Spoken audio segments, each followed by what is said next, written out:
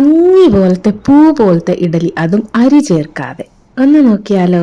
ഡയബറ്റീസുകാർക്ക് കഴിക്കാം, വെയിറ്റ് ലോസിന് പറ്റിയതാണ്, കുഞ്ഞുങ്ങൾക്ക് പറ്റിയതാണ്, അസുഖക്കാർക്ക് പറ്റിയതാണ്. 3 നേരവും വേണമെങ്കിൽ കഴിക്കാൻ പറ്റുന്ന ഒരു അടിപൊളി ഇഡലി റെസിപ്പിയാണ്. ഞാൻ വലിച്ചു നീട്ടുന്നില്ല, പെട്ടെന്ന് കാണിച്ചു തരാം. ഇത് നമ്മുടെ ഉഴുന്നാണ്, സ്പ്ലിറ്റഡ് ഉഴുന്നാണ് ഞാൻ ഇവിടെ എടുത്തിരിക്കുന്നത്. തൊലിയില്ലാത്ത ഉഴുന്ന എപ്പോഴും നല്ലത് കേട്ടോ. അത് ഒരു അരനാഴി, ഞാൻ നാഴിയുടെ കണക്കാണ് കാണിക്കുന്നത്, നിങ്ങൾക്ക് വേണമെങ്കിൽ ഗ്ലാസ്സിലായാലും അളന്നെടുക്കാം. അരനാഴി എടുത്തത് ഒരു പാത്രത്തിലേക്ക് ഞാൻ ഇട്ട് കൊടുക്കുന്നുണ്ട്. പിന്നെ പയറ് പരിപ്പാണ്, നമ്മുടെ പച്ചപ്പയറിന്റെ സ്പ്ലിറ്റ് ചെയ്ത് തൊലിയില്ലാത്ത, അത് ഒരു നാഴി എടുക്കുന്നുണ്ട്. ഇതാണ് ഇതിന്റെ കണക്കെന്ന് പറയുന്നത്. കൂടുതൽ ക്വാണ്ടിറ്റി വേണ്ടവർ അതിനനുസരിച്ച് എടുക്കുക. അതായത് 1 കപ്പ് ഉഴുന്നിന് 2 കപ്പ് പയറുപരിപ്പ്. പിന്നെ ഞാൻ 1 ടീസ്പൂൺ പച്ച ഉലുവ ചേർത്ത് കൊടുക്കുന്നുണ്ട്. ഇത് മസ്റ്റാണ്. നമ്മുടെ ഇഡലിയുടെ മണവും ഗുണവും രുചിയും ഒക്കെ കൂട്ടുന്നതിന് ഈ ഉലുവ ഉറപ്പായിട്ടും ചേർക്കുക. ഇത്രേ ഉള്ളൂ.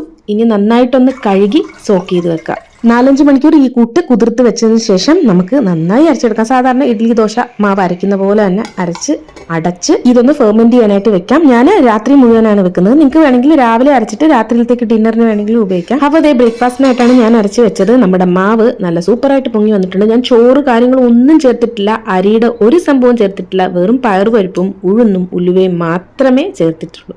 അപ്പോൾ ആവശ്യത്തിന് മാത്രം വേണമെങ്കിൽ നമുക്കൊരു പാത്രത്തിലേക്ക് മാറ്റി ഉപ്പിട്ടിട്ട് ബാക്കി ഇങ്ങനെ അടച്ച് ഫ്രിഡ്ജിൽ വെക്കാം. ഉപ്പിട്ട് വെക്കാതിരിക്കുന്നതാണ് നല്ലത് കേട്ടോ. നമുക്ക് എപ്പോഴാണോ വേണ്ടത് അപ്പോൾ ഉപ്പിട്ടെടുക്കാം. അപ്പോൾ ഞാൻ ഇതിനകത്തുനിന്ന് കുറച്ച് മാവ് മാറ്റി വെക്കുന്നുണ്ട്. ഇപ്പോൾ രാവിലെ ഇഡലി ഉണ്ടാക്കി കാണിക്കാനായിട്ട്. പിന്നെ ദോശയായിട്ടായാലും നിങ്ങൾക്ക് ചുട്ടെടുക്കാം കേട്ടോ. ഞാനിപ്പം ഇഡലിയുടെ കാര്യം പറഞ്ഞു വെച്ചാൽ കുറച്ചും കൂടെ ഹെൽത്തി ദോശനെ കാട്ടി ഇഡ്ഡലിയാണല്ലോ, അതാണ്.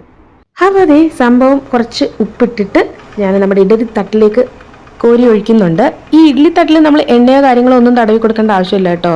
പെട്ടെന്ന് ഇളകി വരാനായിട്ട് നമ്മൾ ഇഡലിയുടെ അത് വെന്തതിന് ശേഷം തട്ടെടുത്തിട്ട് പൈപ്പിന്റെ റണ്ണിങ് വാട്ടറിന്റെ അടിയിലോട്ട് ബാക്ക് സൈഡ് ഒന്ന് കാണിച്ചു കൊടുത്ത് ഒന്ന് കഴുകിയിട്ട് വെച്ചിട്ട് നമ്മളൊന്ന് ഇളക്കി എടുക്കുമ്പോൾ പെട്ടെന്ന് വരും.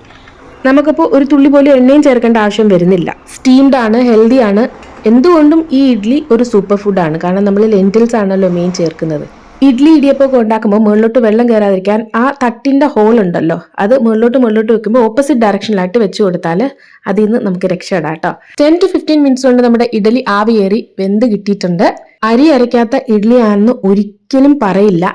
ടേസ്റ്റ് സാധാരണ നമ്മൾ അരിയും ചോറും അരച്ചുണ്ടാക്കുന്ന ഇഡ്ഡലിനെക്കാട്ടിയും 10 ഇരട്ടിയാണ്. പഞ്ഞി പോലെ തന്നെ ഇരിക്കും. അടുത്ത് ഞാൻ കാണിച്ചു തരാം. ഒരു ലൈറ്റ് യെല്ലോ ഷെയ്ഡ് പോലെ നമുക്ക് തോന്നും കേട്ടോ നമ്മുടെ ഇഡ്ഡലിക്ക്. കാരണം ഉഴുന്നിനും പയറുപരിപ്പിനും ഒരു ചെറിയൊരു മഞ്ഞ കളർ ഉണ്ടല്ലോ. നേരത്തെ വെള്ളം ഒഴിക്കുന്ന ആ ട്രിക്ക് വഴി നമുക്ക് പെട്ടെന്ന് അത് ഇളക്കിയെടുക്കാം. ബാക്ക് സൈഡ് ഇങ്ങനെ ഇരിക്കും, ഫ്രണ്ട് സൈഡ് ഇങ്ങനെ ഇരിക്കും. പഞ്ഞി പോലെ തന്നെയാണ്.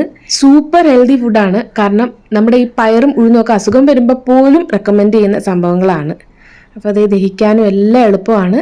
ഞാൻ പറഞ്ഞ പോലെ 3 നേരവും കഴിക്കാം. സാമ്പാറോ ചട്നിയോ പൊടിയോ എന്ത് വേണമെങ്കിലും നിങ്ങൾക്ക് കൂടെ കൂട്ടി കഴിക്കാം. ഞാൻ സിമ്പിളായിട്ടൊരു തേങ്ങാ ചട്നി അതും കുട്ടിയാണ് കഴിക്കാൻ പോകുന്നത്. അപ്പോൾ എൻ്റെ ബ്രേക്ക്ഫാസ്റ്റ് ആണ് ഇന്നത്തെ ഇത്. എല്ലാവരും ട്രൈ ചെയ്ത് നോക്കുക. ഇഷ്ടപ്പെട്ടെങ്കിൽ ഒന്ന് ഹൈപ്പ് ചെയ്യണേ, ലൈക്ക് ചെയ്യണേ. സംശയം ഉണ്ടെങ്കിൽ കമന്റ് ചെയ്യുക. ഒത്തിരി സ്നേഹത്തോടെ. Thank you so much. Bye bye dears.